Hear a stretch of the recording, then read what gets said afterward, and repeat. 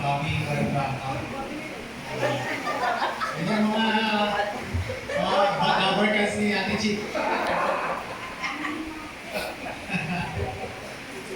Okay, so actually, Sunday schooler pa lang ako, hindi ko na ako sa church. So kung i-describe ko si Sister Chip sa atin, alam mo, kung mayroon kung ang Holy Spirit ay magkakatawang tao, parang siya yun. Ang ibig ko sabihin, kung malungkot ka, siya yung magpapasaya sa'yo.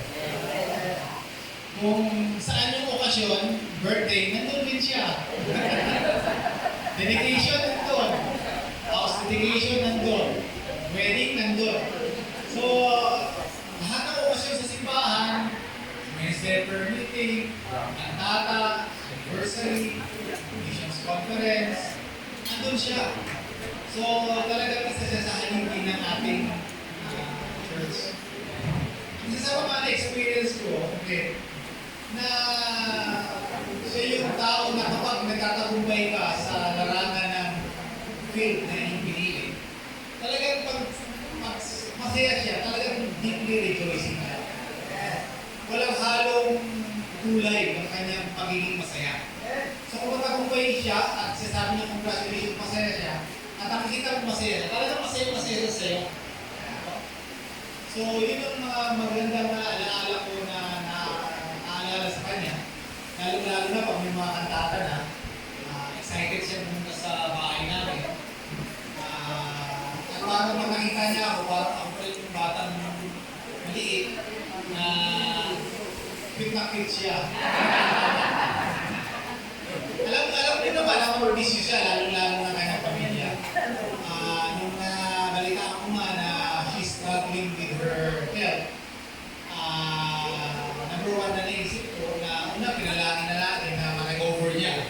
Pero God has His own ways that instead na she will go out from that hospital well and good, naging matagal na journey niya together with the family.